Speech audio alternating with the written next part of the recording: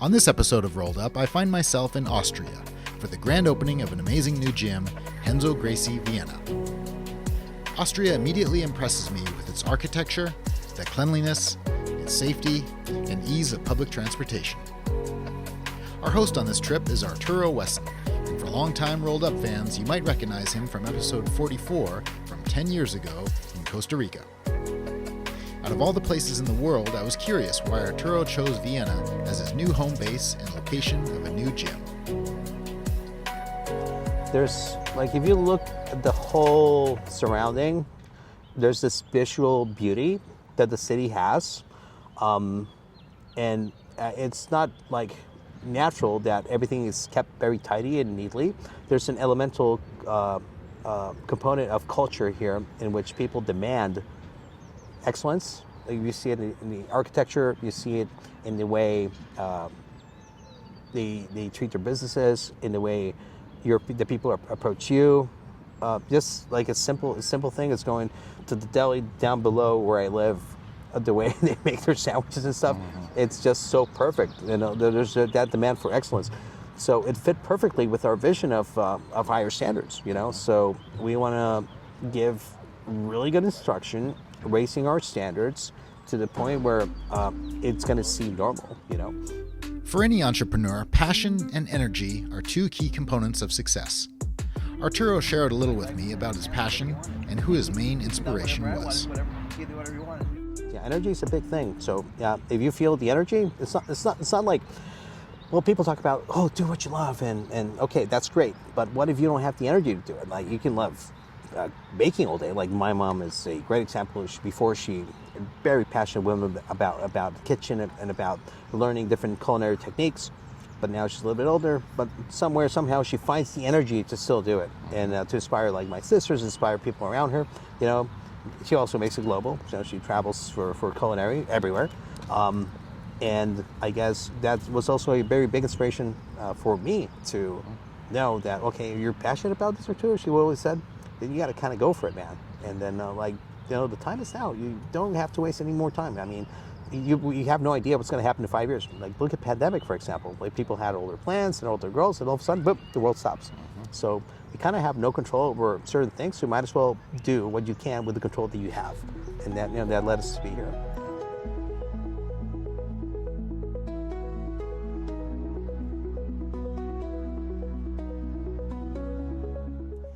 So Arturo, I was a little curious. There are a lot of different philosophies on how to run a class. Some guys treat jiu-jitsu like the old style, where you go in there and you fight to the death and it's very effective. But guys that are maybe professionals in their fields, they don't want to train like that. Or people that just aren't as athletic, they might have a hard time with that. And on the other spectrum, you have a class that's not realistic at all. Nobody gets hurt, but you're not really learning how to fight. How do you handle that? Well, it's very interesting. That's a really good question.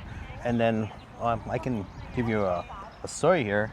I remember Renzo talking about when he was walking into a coffee shop and he recognized, one of Matt Serra's students recognized Renzo, went up to him and talked to him. It was like, Renzo, thank you for everything. Matt Serra's such a good instructor, but the training, man, I love it, but it's so tough. This is such a hard training, and sometimes, it's too tough, but I just get through it and I'm happy afterwards.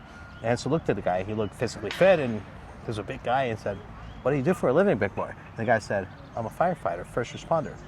So Renzo immediately, a light went up in his head, and he said, "Oh my God, this guy's a first responder? That he used to be literally attacking dangerous situations, going into fires where something might explode and people might be hurt, or And he says the training is tough.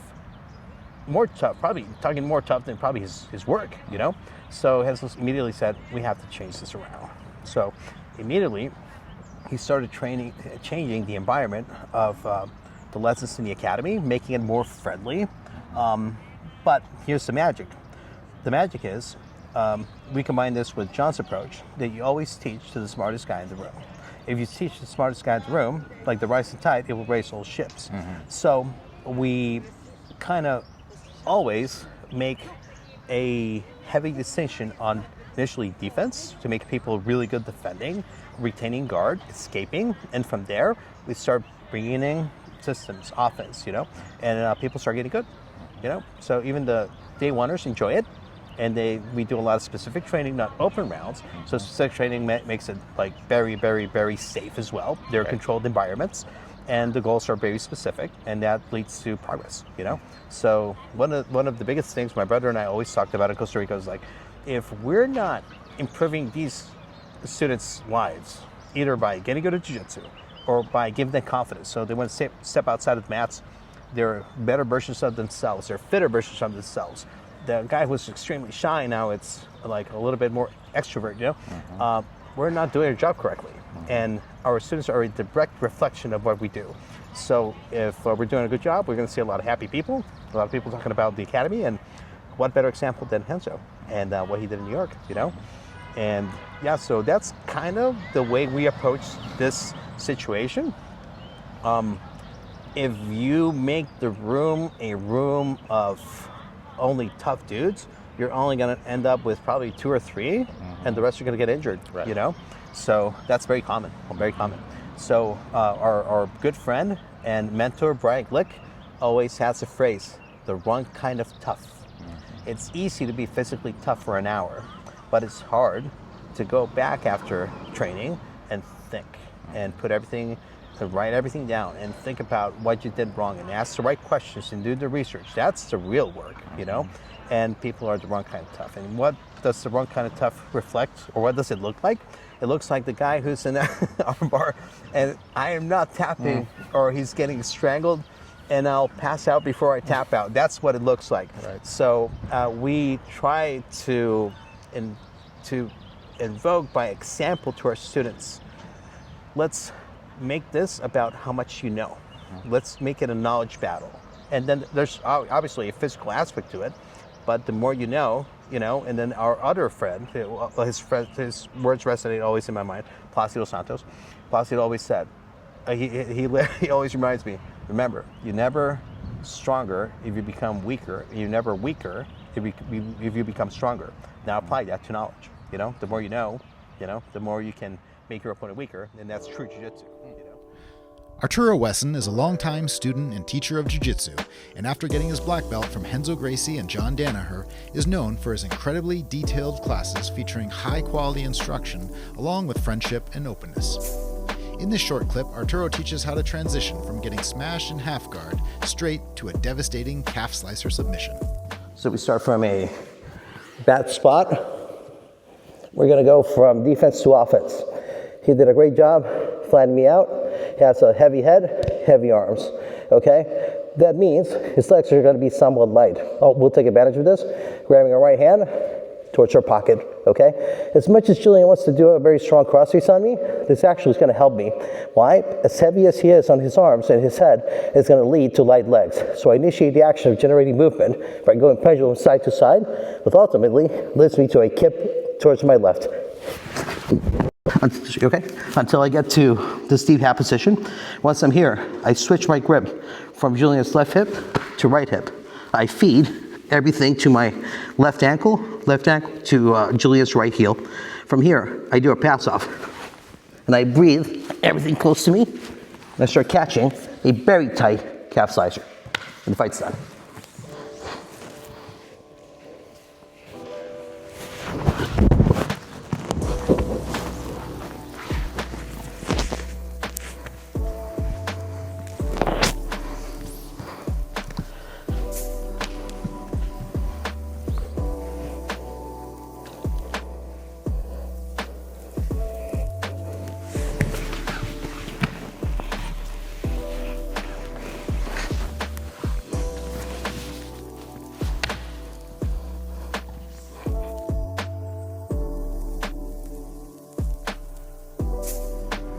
Arturo, I'm sure you have some interesting training experiences, training as long as you have.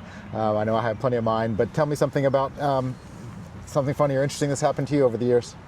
I'll give you one story, which a lot of people probably relate to, not because of what happened, of the actual outcome, but of the way it was approached.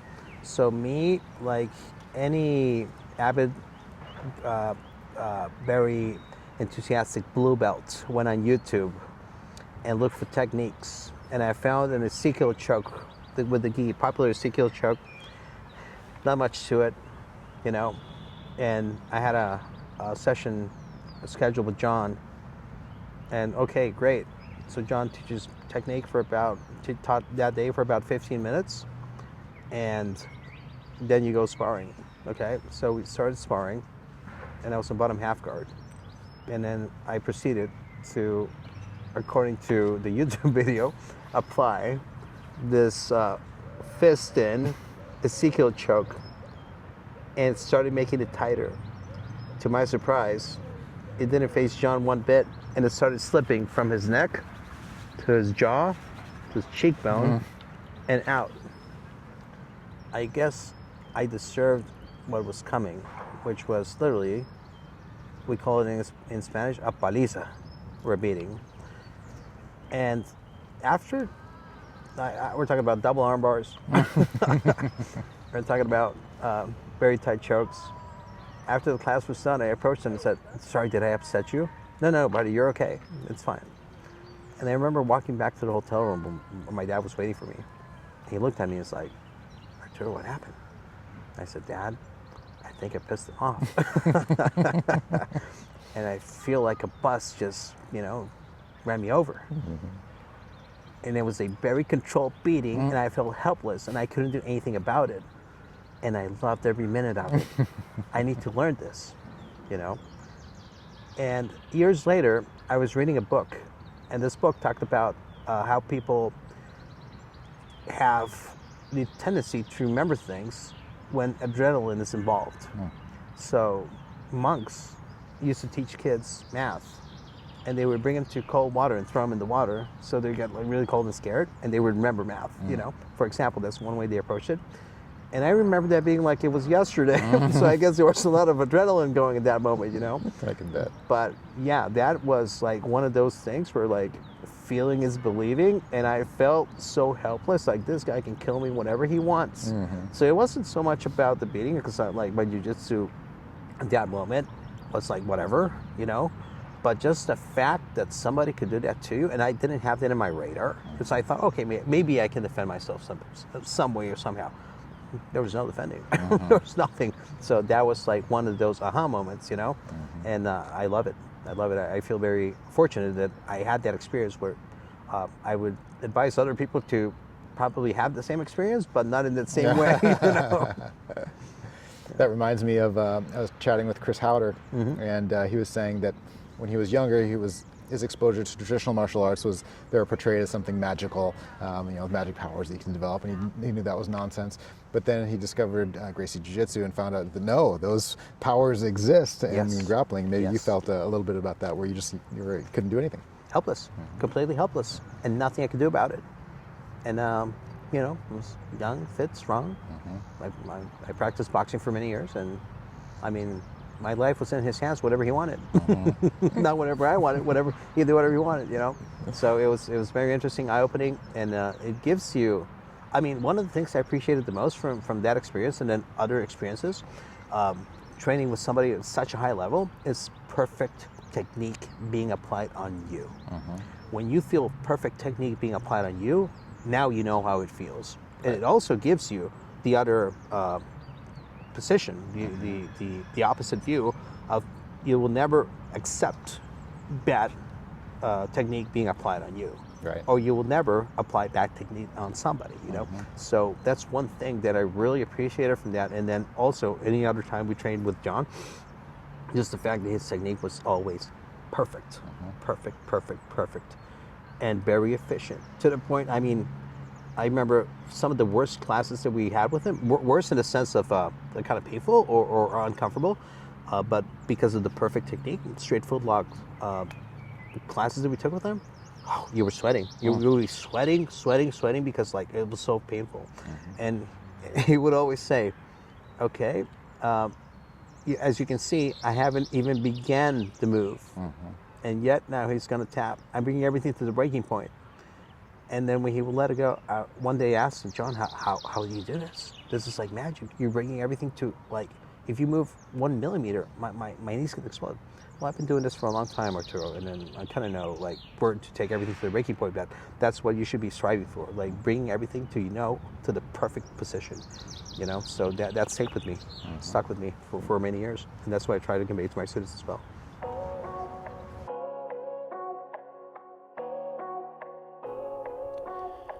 One of the head instructors at Renzo Gracie Vienna is one of Arturo's top students, Julian Espinosa. He's an active competitor doing super fights all over the world, and he's also a very detail-oriented teacher. Let's take a look at Julian teaching an advanced leg lock series. He's going cross hashi. I want to counter my opponent. Secondary leg is free, so I'm going to use it to pivot my body to the left. Now I want to make sure that this leg is still on the inside of my legs, so big grip on top of it. Now, I want to go to the running man position. So I want to be able to bring my right heel, hide it behind his back as I'm bringing my hip right next to his hip. Here, I want to be able to keep pushing towards my body. And now from here, I have the perfect timing to bring my left leg inside of his leg. So I want to pommel my left foot. Now I'm here. I want to be able to keep my right knee flared, pointing down, so he won't be able to pommel back. Now, I want to get a scoop grip on his knee, on the back of his knee. Secondary hand grabs the ankle. Now, I don't want to turn my body as I'm pulling this, because I'm exposed, or it gets fairly hard for me to lock my legs. Therefore, I want to bring everything towards me. At the same time, I'm extending my right leg. Now, from here, I cross my legs. I don't want to cross here, ankle to ankle, or close a fully triangle, because he can still defend.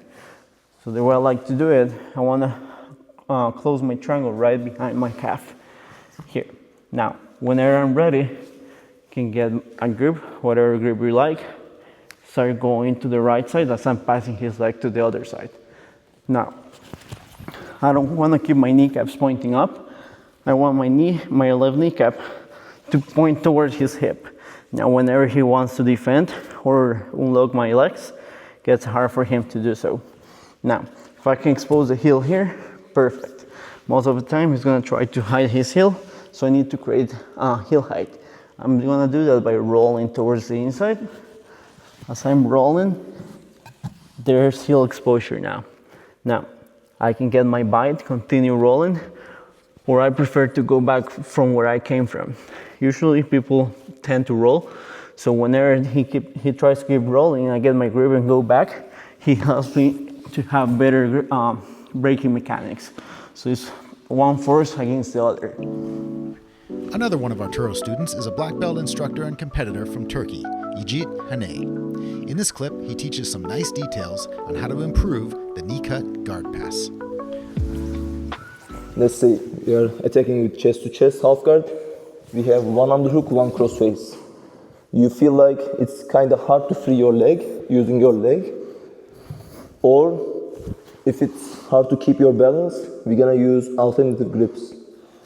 Sometimes we're gonna use near side underhook, putting our head to the other side. But this time we're gonna use far side underhook, and we're gonna block his head not with a crossface, but with our head. It's very important that because of your body's angle, your body angle changes. It's very important that not letting your opponent's knee popping out from here, and maybe you can end up in close guard also.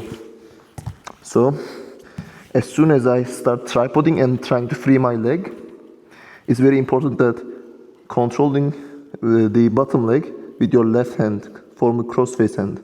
We are controlling, try to take me to close guard, not letting him, pushing down, putting my knee to the mat.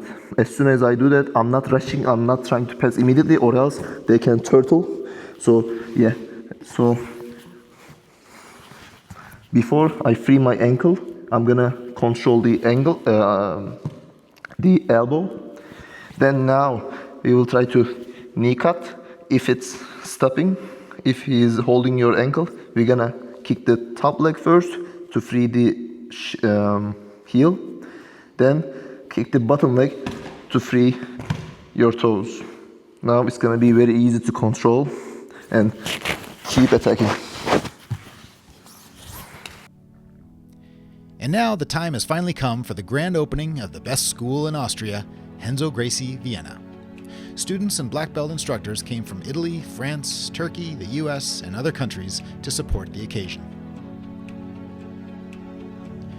After the much-anticipated ribbon-cutting ceremony performed by Arturo's youngest daughter, it was time for the seminar. More incredibly detailed leg locks were taught by Arturo and Julian, and yours truly taught a funky wrist lock to ninja choke. Let's work from the box. So thumb grip. 4 fingers wrapped around. If Julian passes this way, I'm in trouble. That's not good. So I'm watching this leg. I'm going to block with my leg with my hand. Now I'm good to go. Turn, turn, turn. Sometimes it'll roll. If he rolls, good position. If he tries to keep his balance, lots of options here. One I like, control the posture, come right in front, ninja choke, no arms. From the stunning architecture to the delicious food to the friendly people, it's become crystal clear to me why Arturo chose to make Vienna his new home. The students of Austria are fortunate to have such a talented and passionate leader here, ready and willing to teach the new generation of gravelers. This was my first time visiting Austria, but something tells me it won't be my last. I feel there are big things going on in the jiu-jitsu world here, and I can't wait to see how it grows. Vienna, until next time.